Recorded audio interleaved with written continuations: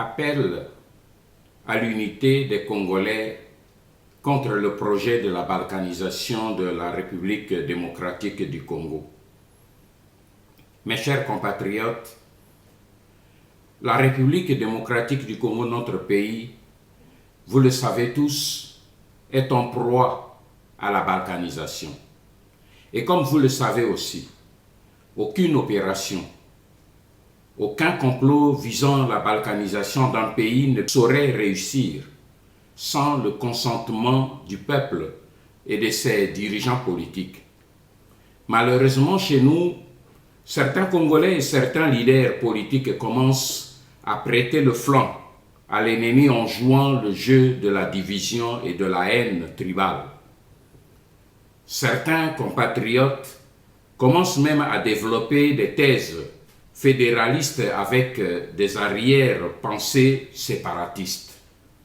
D'autres revendiquent ouvertement la sécession avec des sentiments de haine tribale. Aujourd'hui, dans le Katanga, on nous signale que certains de nos compatriotes qui sont manipulés par les ennemis qui veulent diviser notre pays et le morceler, lancent ouvertement des appels pour chasser et attaquer les domiciles de nos frères kassaïens. Dans la commune de Kikula, à Likasi, on nous signale que les messages de haine que l'on fait diffuser abondamment au travers des réseaux sociaux commencent à être relayés sur les murs des habitations de nos frères kassaïens dans cette ville. Comme on le voit, mes frères, les démons de la division sont de retour en République démocratique du Congo. Jésus-Christ a énoncé un maxime qui a inspiré des grands stratèges politiques et militaires de l'histoire, les uns positivement, les autres négativement. Il a dit, et je le cite, « Tout royaume divisé contre lui-même est dévasté, et toute ville ou maison divisée contre elle-même ne peut subsister. » Fin de citation, c'est dans Matthieu 12, 25. Certains stratèges ont tellement compris l'efficacité de ce principe qu'ils ont justement appliqué son contraire pour vaincre leurs ennemis les plus coriaces. Dividez et impera. Divisez vos ennemis pour mieux les dominer, disaient déjà les stratèges romains. En Afrique, dite indépendante, les Congolais figurent, je le crois, en tête de liste des peuples africains qui ont le plus subi les affres de la division. En effet, dès le lendemain de l'accession de notre pays à la souveraineté internationale, le 30 juin 1960, les prédateurs de la jeune République démocratique du Congo ont plongé notre peuple dans un bain de sang entre 1960 et 1965 pour tenter de balkaniser son territoire national. La République démocratique du Congo a connu 3 sécessions successives en 6 mois seulement après son indépendance. La sécession du Katanga avec Moïse Tshombe Kapen le 11 juillet, soit quelques 11 jours après l'indépendance, celle du Sud Kasaï avec Albert Kalonji le 8 août 1960 et celle de la République libre du Congo avec Antoine Gizenga en province orientale le 12 décembre 1960. Et en 4 ans seulement, notre pays a connu 3 rébellions. La rébellion mouléliste dirigée par Pierre Moulélé dans le Kouilo-Bandundu, la rébellion de Christophe Beignet à Kisangani, alors Stanleyville, et la rébellion des Simba qui a eu lieu en 1964 avec une forte participation des Congolais originaires du Kivu et de la province orientale. Mais, fort heureusement, face à ces nombreuses tentatives pour faire imploser le Congo, un fils du pays, qui avait bien diagnostiqué ce danger en cette époque-là, a réagi en utilisant une parade appropriée et infranchissable. En effet, pour contrer les auteurs de la division de la balkanisation, Joseph Désiré Mobutu, parce que c'est de lui qu'il s'agit, leur a opposé la stratégie de l'unité nationale. Et il a fait juste l'inverse de la stratégie des prédateurs du Congo. Au lieu de diviser les Congolais, Mobutu a érigé une véritable forteresse à partir de l'unité des 450 tribus congolaises qui se fusionnèrent en un seul peuple solidement soudé au sein d'une jeune nation congolaise qui venait ainsi de naître. Mes chers compatriotes, si je rappelle ce fait historique, c'est parce que c'est grâce à cette forteresse inexpugnable de l'unité nationale léguée par la Deuxième République que nous avons survécu jusqu'ici aux multiples assauts et tentatives de la balkanisation de notre pays et de l'annexion de la partie est de notre territoire au Rwanda et à l'Ouganda. Mais nous devons aussi reconnaître un autre fait historique important. Pourquoi, malgré plusieurs agressions sous couvert de fausses rébellions, dont notre pays a été l'objet depuis 1996 à ce jour, nos agresseurs rwandais et ougandais n'ont-ils pas réussi à nous arracher les régions convoitées du nord et du sud Kivu, de Maniema et du nord Katanga? Pourquoi? La réponse est claire. C'est grâce à la bravoure et à la pugnacité et au sacrifice de nos compatriotes des régions convoitées que je viens de citer et qui continuent encore de résister héroïquement contre les puissantes coalitions de nos agresseurs africains, rwandais et ougandais principalement, avec leurs alliés occidentaux. Je pense ici particulièrement aux intrépides patriotes Bafuliro, Babembe, Banyindu et d'autres que je ne cite pas, auxquels j'adresse ici tout le soutien de la résistance patriotique congolaise et j'exprime aussi toute l'estime de la nation congolaise. Mais je ne saurais lancer cet appel à l'unité nationale des Congolais sans exprimer d'abord la reconnaissance de tout notre peuple aux héros qui sont tombés au front dès les premières heures de l'agression de notre pays en 1996 parce qu'ils se sont opposés farouchement et courageusement à la résistance et à l'agression de nos attaquants. Je pense ici à l'archevêque métropolitain de Bukavu, Monseigneur Christophe Munzihirwa.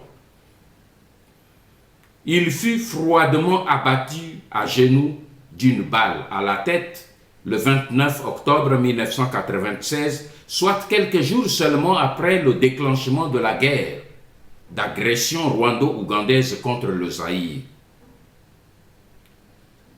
L'archevêque de Bukavu a été sauvagement assassiné par l'armée patriotique rwandaise sur ordre de son chef, Paul Kagame. Et à la suite de son assassinat, 5 religieuses congolaises de la congrégation de Saint-Vincent de Paul ont définitivement disparu et jusqu'à présent, elles n'ont laissé aucune trace. Je m'incline aussi devant la mémoire de Monseigneur Kataliko, digne successeur de Monseigneur Munzihirwa. Il s'est opposé lui aussi très courageusement aux agresseurs et aux bourreaux du peuple congolais en dénonçant publiquement leur projet d'occupation et de balkanisation du Congo. Chassé de son diocèse de Bukavu par les Rwandais le 12 février 2000, il adressera, avant de mourir quelques mois après, un message en guise de testament à tous les évêques de la République démocratique du Congo en leur disant « Pensez au peuple qui attend que les évêques du Congo lèvent la voix et parlent ». je n'oublie pas non plus de nombreux autres martyrs laïcs et religieux, civils et militaires qui ont versé leur sang pour défendre l'intégrité de notre territoire national contre les barbares et les envahisseurs tutsis, rwandais et ougandais. Mes chers compatriotes, autant j'ai salué la mémoire de nos deux évêques martyrs de la résistance patriotique, autant je déplore et je dénonce la lâcheté, l'indifférence et l'égoïsme de leurs successeurs actuels. En effet, nous avons enregistré plusieurs cris d'indignation et de déception de la part des chrétiens de l'archevêché de Bukavu, suite à la déclaration publique de Monseigneur François Maroyi. Déclaration qu'il a faite au mois de janvier 2020, lors de la célébration des 15 années de son épiscopat. En effet, à la préoccupation de ces nombreux paroissiens, qui souhaitaient connaître quand même sa position concernant l'occupation en général et particulièrement l'occupation par le Rwanda du village de Nyangezi qui se trouve à 27 km seulement de Bukavu, l'homme de Dieu leur répondit pendant la messe, et cela sans sourciller. Il a dit que lui ne veut pas mourir martyr comme ses deux prédécesseurs. J'ignore, pour ma part, si l'archevêque Maroyi a mesuré la gravité de ces propos qui sonnent à mes oreilles comme un reniement du sacrifice suprême de Jésus, le sacrifice qu'il était justement en train de célébrer. Car Jésus a sacrifié sa vie pour lui et pour nous tous. Alors comment lui qui est le représentant du grand berger peut-il refuser de risquer sa vie, de prendre des risques pour sa vie comme ses prédécesseurs, pour ses paroissiens, pour ses compatriotes? Et dans l'autre temps, je vous dis que tout le village de Nyangezi est aujourd'hui vidé de sa population congolaise autochtone. Et ceux qui habitent Nyangezi aujourd'hui parlent tous le Kinyarwanda. Voilà le résultat. Et dans leurs commentaires, certains paroissiens estiment que l'actuel archevêque a peur de réagir contre l'occupation pour ne pas perdre ses nombreux avantages, des maisons qu'il a achetées au travers de la ville, ainsi que l'hôtel luxueux qu'il est en train de construire depuis quelques années. C'est pitoyable. Mes chers compatriotes, aujourd'hui plus que jamais, notre pays court un danger imminent de sa disparition de la carte du monde. Et je ne suis plus le seul aujourd'hui à vous parler et à vous lancer ce cri d'alarme. Des puissants lobbies mafieux à travers le monde et des think tanks occidentaux accélèrent aujourd'hui la mise en application de ce plan sans nous et sans notre accord. Les preuves de ce complot international contre notre pays et notre peuple sont aujourd'hui apportées par plusieurs témoins et pas des moindres. Je vous l'ai dit dernièrement, lors de son homélie à la messe du dimanche de Pentecôte le 31 mai dernier, Monseigneur Dieudonné Uringi, évêque du diocèse de Bunia, a déclaré ceci à ces chrétiens complètement abasourdis. Il a dit, je le cite, « J'étais en Allemagne, on m'a montré une carte et j'ai découvert que la République démocratique du Congo était déjà divisée en 4. » Fin de citation. Et l'évêque a lancé au courant de son homélie un important avertissement à ses compatriotes congolais. Il a dit ceci: tôt ou tard, nous serons tous les esclaves de ceux qui planifient cette partition du pays, car nous sommes instrumentalisés. Fin de citation. Je reprends. Tôt ou tard, nous serons tous les esclaves de ceux qui planifient cette partition de notre pays parce que nous sommes instrumentalisés. J'aimerais personnellement que tous les politiciens de la classe politique congolaise, toutes tendances confondues, entendent bien cet avertissement qui sonne à nos oreilles comme le glas d'une époque. Je rappelle un autre témoignage. À l'issue de sa visite pastorale du 27 au 31 décembre 2019 à Beni et Butembo, le cardinal Fridolin Ambongo Besungu a stigmatisé sans embâche le plan d'occupation et de balkanisation de la RDC. Chacun s'en rappellera. Et selon lui, ce plan vise à semer la terreur afin d'obliger les populations autochtones congolaises à déguerpir l'essence de ce fait libre cours à d'autres occupants, entendez, des Rwandais, de venir s'y installer. L'archevêque métropolitain de Kinshasa a même dénoncé à la même occasion le fléau de l'infiltration de notre armée nationale, les FARDC. Et voilà qu'aujourd'hui, au moment où nous parlons, nous enregistrons un exode massif des populations congolaises vers l'Ouganda et l'Angola. Et pour faciliter cette opération de balkanisation, les lobbies occidentaux, mes frères, instrumentalisent aujourd'hui leurs proxys africains, dont essentiellement le Rwanda, l'Ouganda, le Soudan et la Zambie, qu'ils ont chargé de mettre à exécution ce plan méphistophélique. Et pendant ce temps, leurs complices au Congo, au pouvoir à Kinshasa, sont en train de distraire le peuple avec des conflits interinstitutionnels, avec des procès bidons, des détournements d'argent, avec des scandales à caractère sexuel. Mais dans l'autre temps, les envahisseurs rwandais, eux, multiplient les astuces pour accélérer le rythme d'invasion et d'occupation de nos terres. Et de son côté, Félix Tshisekedi se complaît à déclarer naïvement à l'étranger, devant la presse internationale, que ce sont les milices congolaises, sous-entendu les Maïmaï, qui créent l'insécurité et l'instabilité dans la région. Mais malheureusement, il ignore tout simplement qu'il s'agit plutôt des milices Tutsi rwandais, burundais, qui se sont toutes autoproclamées Maïmaï pour s'aimer intentionnellement la confusion. Et en effet, les milices telles que Red Tabara, Forebu, FDRL, FNL, Ngumino, Twirwaneho sont toutes créées par le Rwanda et dirigées par Kingakati en RDC avec l'aide des officiers rwandais qui commandent notre armée nationale à partir de Kinshasa. La MONUSCO ainsi que les services des pays occidentaux connaissent bien cette combine, mais ils ferment tous les yeux.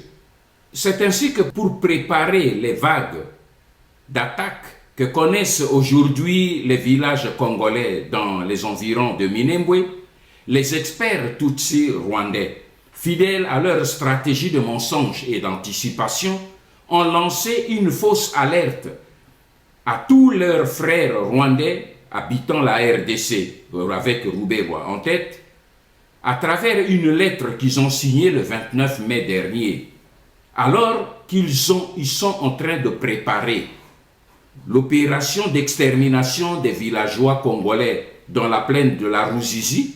Voilà que les experts Tutsi rwandais, pour tromper l'opinion, ont lancé une alerte fictive à leurs frères rwandais contre un plan imaginaire qu'auraient conçu les Congolais contre eux. C'est ainsi que, dans leur lettre aux Rwandais, ils ont dit ceci, je les cite, « Nous vous annonçons un plan d'épuration de vos parents qui sont ici à Minembwe. S'il faut agir, agissez dès maintenant avant que la catastrophe n'arrive à un degré où on ne saura plus vous écrire une lettre comme celle-ci. » Fin de citation. Je vous laisse, mes frères, apprécier le degré de cynisme des envahisseurs rwandais qui ont le toupet d'attribuer anticipativement à leurs victimes les intentions des crimes qu'eux-mêmes planifient contre ces victimes. Et c'est ainsi qu'ils ont toujours opéré, parce que cette stratégie leur a toujours réussi.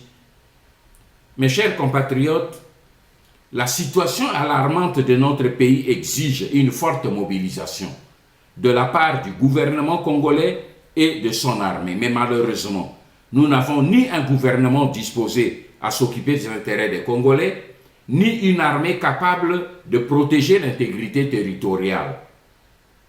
Voilà pourquoi j'en appelle aujourd'hui à l'unité du peuple congolais comme un dernier rempart pour parer au plus urgent, c'est-à-dire stopper le plan de la balkanisation de la République démocratique du Congo par tous les moyens. Chers compatriotes résistants à l'est de la République, je salue patriotiquement votre courage et je m'incline respectueusement devant le sacrifice suprême de tous ceux qui ont versé leur sang pour défendre l'intégrité de notre territoire national. Dès les années 1996, vous vous êtes organisé sous le vocable désormais historique de Maï Maï. Et ne pouvant pas vous vaincre militairement, l'ennemi rwandais a changé de stratégie. Il a procédé à la création des doublures, c'est-à-dire des faux Maï Maï, et cela pour créer la confusion. Des faux Maï Maï composés tantôt des Tutsis rwandais, tantôt des Hutus rwandais corrompus, des faux Maï Maï composés de quelques citoyens congolais corrompus et formés au Rwanda. Mais tous ces aventuriers sont ensuite envoyés en République démocratique du Congo pour y commettre des crimes contre les paisibles civils congolais au nom des Maï Maï. La confusion est aujourd'hui telle que personne ne sait dire exactement qui est Maï Maï et qui ne l'est pas. Ce vocable pollué est ainsi devenu un fourre-tout dont tout le monde se méfie, y compris même un bon nombre de citoyens congolais. Beaucoup parmi vous ont sollicité à juste titre le soutien de la résistance congolaise pour la poursuite de leur combat. C'est pourquoi je vous invite d'abord à sortir du bourbier Maï Maï. Je vous exhorte à vous identifier autrement que par ce vocable Maï Maï dont l'image a été polluée exprès par l'ennemi. Et à ce sujet, je salue l'initiative du groupe des patriotes résistants Fuliro qui ont déjà abandonné le vocable Maï Maï pour s'identifier en tant que mouvement nationaliste pour la libération du Congo, MNLC. Mais je vous invite surtout à dépasser et à sortir du carcan tribal et ethnique, car beaucoup de vos groupes dits Maï Maï ne s'identifient qu'à la dimension de la tribu seulement. Et cette division se répercute même jusqu'à votre représentation au niveau de la diaspora congolaise. Cette vision étriquée de l'organisation au niveau des tribus est la source principale des luttes de leadership qui opposent et divisent plusieurs fractions Maï Maï. Ces rivalités et ces querelles internes ouvrent ainsi largement la porte de la division à vos ennemis. Ces derniers profitent pour corrompre certains commandants en leur proposant leur soutien contre leurs frères congolais à la tête des autres groupes ethniques ou tribaux. Rappelez-vous, divide et impera. C'est cette stratégie que l'ennemi emploie pour vous affaiblir. C'est pourquoi je vous invite tous, mes frères, au nom de la résistance congolaise et à celui du peuple congolais, qui espère en vous, je vous invite à créer de toute urgence un seul leadership au niveau régional au lieu de plusieurs leaderships au niveau ethnique. J'invite donc le groupe du MNLC. J'invite le groupe de Maïmaï et Bouela Mutetezi, appelé Kibukila. J'invite le groupe de Maïmaï Ilunga, des patriotes Nyundu. J'invite le groupe de Maïmaï Aoshi. Et j'invite le groupe des braves Maïmaï Bilose Bichambuke qui défendent aujourd'hui héroïquement Minembwe et empêchent jusqu'ici que Minembwe soit érigé en commune par Rouberois. Je vous invite tous, mes frères, à vous regrouper autour d'un seul leadership régional pour harmoniser vos plans respectifs de combat et pour monter une stratégie commune contre les envahisseurs, car l'union fait la force. Mes chers compatriotes congolais, je reviens à vous. Le danger de la balkanisation qui menace l'Est de notre pays n'est pas la seule affaire de nos frères de l'Est de la République. C'est une affaire nationale. Elle interpelle toutes les Congolaises et tous les Congolais sans exception. Car il s'agit ici de la survie de notre nation, de l'avenir de nos enfants et des générations futures. Et nous n'avons pas d'institutions, ni de dirigeants politiques pour nous défendre. Comme nous n'avons pas d'armée nationale parce qu'elle est entre les mains des occupants. Et comme la majorité de la classe politique congolaise refuse de rompre toute collaboration et tout soutien au régime d'occupation à cause de leurs intérêts égoïstes, alors je me tourne définitivement vers vous, peuple congolais, souverain primaire, dernier rempart de la souveraineté du Congo, et je vous invite à vous lever sans plus attendre. Commençons ensemble par jeter tous les symboles et tous les instruments de l'occupation. Entrons dans la désobéissance civique, tous, car c'est notre droit de citoyen et personne ne saura ni vous empêcher ni vous menacer. Fonctionnaires de l'administration, agents des entreprises publiques, secrétaires de direction, chauffeurs de véhicules, huissiers des bureaux, ingénieurs et agents techniques des entreprises minières, mobilisez-vous partout où vous êtes pour paralyser, tant que faire se peut, tout le système du pouvoir d'occupation partout où vous vous trouvez. Agissons tous à l'unisson. Rappelons-nous à ce propos des paroles tenues par le cardinal Laurent Monsengo dans son homélie lors de la messe de Nativité le 25 décembre 2017. Il a dit ceci, je le cite: « Les abeilles travaillent en équipe, les chimpanzés aussi. Les lions chassent en équipe, les hyènes aussi. Chassent ensemble. Les fourmis travaillent ensemble, mangent ensemble en bonne intelligence, les dauphins aussi. Les buffles se défendent toujours ensemble en rang, serrés face à l'ennemi. Les termites construisent ensemble leur termitière. Mais au Congo, chacun brûle du désir de réussir tout seul. » Fin de citation. Réfléchissons-y bien. Mes frères, battons-nous en rang comme des buffles. Et si nos ennemis sont forts, alors battons-nous comme des fourmis ou comme des abeilles. Quand leurs demeures sont menacées, elles foncent toutes sur leurs ennemis, sans considération de leur taille ni de leur nombre. Mes chers compatriotes, La désobéissance civique à laquelle je vous invite à ce stade ne fera couler aucun sang congolais. Car elle nous appelle à agir comme des fourmis, chacun dans le cercle de son activité quotidienne.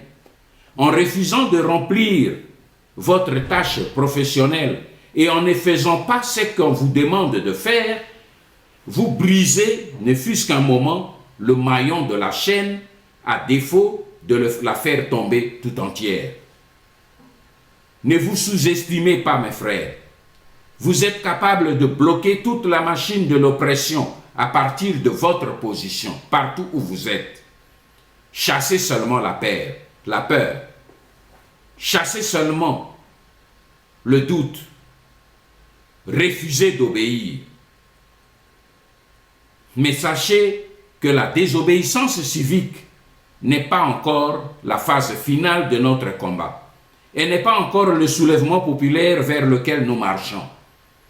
Mais elle crée un climat propice au soulèvement populaire, car elle élève la température et provoque l'orage qui fera tomber la foudre.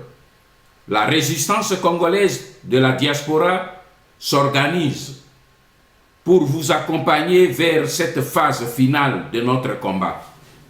Mais pour y parvenir, nous devons d'abord bannir les démons de la division et de la haine.